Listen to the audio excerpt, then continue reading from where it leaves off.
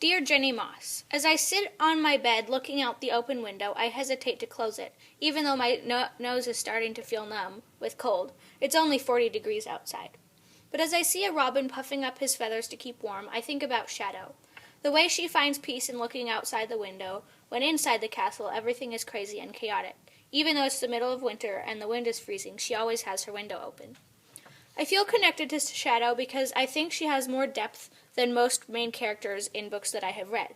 One of the things I connect with her about is when Queen Audrey closes her in a trunk until Shadow promises to do whatever Audrey wants. Shadow realizes that Audrey is no longer her close friend, and it is painful for her. For me, although my experience wasn't as horrible, it was similar. When I was little, my sister was my best friend, and we did everything together. But as we got older, we got farther apart. And after a while, she decided she was done with me, and she didn't want to spend very much time with me. I wasn't locked in a trunk, but I have had to deal with the sadness of my changing relationship with my sister. Another thing I think Shadow and I have in common is the importance of berries in our lives. In the book, before Audrey shuts Shadow in the trunk, she plants a blackberry bush for her. Therefore, after the trunk incident, blackberries remind Shadow of friendship, and they are her favorite fruit. Strawberries remind me of friendship also.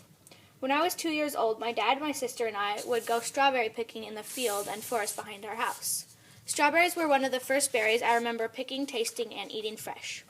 When I was little, all I wanted to do was to be small, quiet, and invisible, but I never could. I always had to say what was on my mind. I was jealous of my sister because she could always be quiet and unnoticed. Shadow also tries and fails to be invisible. She always gets caught when she is sneaking around. As the book progresses, Shadow travels to a cliff by the ocean.